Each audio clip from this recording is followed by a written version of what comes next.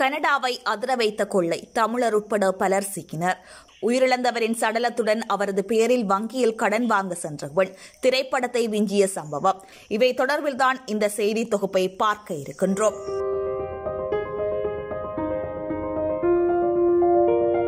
கனடாவின் Toronto Pearson விமான நிலையத்தில் இடம்பெற்ற 400 கிலோகிராம் எடையுடைய தங்கம் மற்றும் வெளிநாட்டு நாணய கொள்கையுடன் தொடர்புடைய கொள்ளை கும்பல் கைது செய்யப்பட்டுள்ளதாக கனடாவின் பீல் பிராந்திய போலீஸ் பிரதானி நிசான் துரையப்பா தெரிவித்துள்ளார்.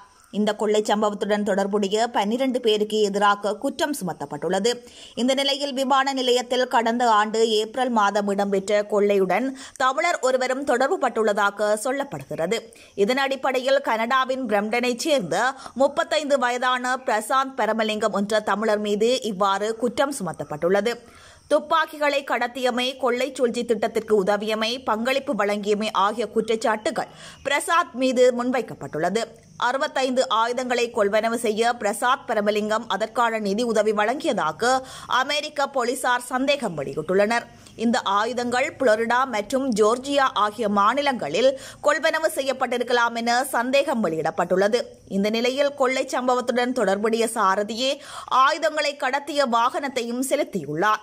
இந்த கொள்ளை சம்பவம் சமூகத்தில் பெரும் அதிர்வலைகளை ஏற்படுத்தியதாகவும் பாரியளவான விசாரணைகளின் மூலம் சந்தேக நபர்கள் கைது செய்யப்பட்டதாகவும் பீல் பிராந்திய போலீஸ் பிரதானி நிசான் துரையப்பா தெரிவித்துள்ளார். இந்த கொள்ளை சம்பவம் தொடர்பிலான உண்மைகளை வெளிப்படுத்த நடவடிக்கை எடுத்த விசாரணையாளர்களின் பங்களிப்பு பாராட்டுக்குரியது என அவர் தெரிவித்துள்ளார். இதனுடன் தொடர்புடைய சந்தேக நபர்களை அடையாளம் காணவும் கைது செய்யவும் உதவியவர்கள் மற்றும் ஏனைய சட்டத்துறை சார்ந்தவர்களை பாராட்டுவதாக தெரிவித்துள்ளார். இதேவேளை இந்த கொள்ளை சம்பவம் ஏர் கனடா விமான சேவை நிறுவனத்தின் பணியாற்றியவர்களின் உதவியுடன் மேற்கொள்ளப்பட்டதாக தெரிவிக்கப்படுகின்றது. குறித்த கொள்ளை சம்பவத்துடன் தொடர்புடையதாக சந்தேகத்தின் பேரில் Durante King McLean, Prasad Paramalingam, Archit Grover, Arsalan Chaudhry, Brampton ஓக்வில்லியைச் சேர்ந்த அமித் ஜலோட்டோ, யார்ஜுடனைச் சேர்ந்த அம்மாட் சௌத்ரி மற்றும் டொரண்டோவைச் சேர்ந்த அலிராசா ஆகியோர் கைது செய்யப்பட்டுள்ளதாக போலீசார் தெரிவித்துள்ளனர். சர்வதேச துப்பாக்கி கடத்தல் கும்பலுக்கும் இந்த கொள்ளை சம்பவத்திற்கும் தொடர்பு உண்டு என தெரிவிக்கப்படுகின்றது. 2023 ஆண்டு ஏப்ரல் மாதம் டொரண்டோவில் உள்ள பியர்சன் சர்வதேச விமான நிலையத்தில் வைத்து இந்த கொள்ளை சம்பவம் இடம்பெற்றுள்ளது. சுமார் $20 மில்லியன் பெறுமதியான தங்கமும் $2.5 மில்லியன் பெறுமதியான வெளிநாட்டு நாணயங்களும் இவ்வாறு கொள்ளையிடப்பட்டுள்ளன. $20 மில்லியன் பெறுமதியான தங்கத்தில் $89,000 பெறுமதியான தங்கம் மீட்கப்பட்டுள்ளது. கடந்த ஆண்டு நடந்த இந்த கொள்ளை சம்பவத்தால் நாடு முழுவதும் அதிர்ச்சிக்குள்ளாகியதுடன் இதுகுறித்து போலீசார் தீவிரமாக விசாரித்து வந்துள்ளனர். இந்த நிலையில் தற்போது குறித்த கும்பல் கைது செய்யப்பட்டுள்ளமை குறிப்பிடத்தக்கது. பிரேசிலில் சக்கர நாட்காலியில் இறந்து கிடந்த நபருக்கு கடன் வாங்க வங்கிக்கு சென்ற பெண்ணை காவல்துறை அதிகாரிகள் கைது செய்துள்ளனர்.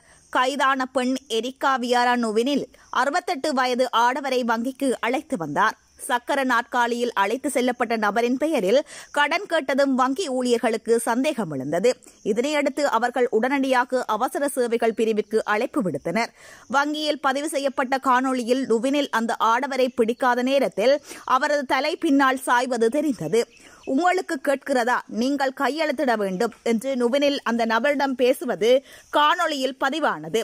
அவர் எதுவும் பேச மாட்டார், அவர் அப்படித்தான் என்று நுவினில் கூறினார்.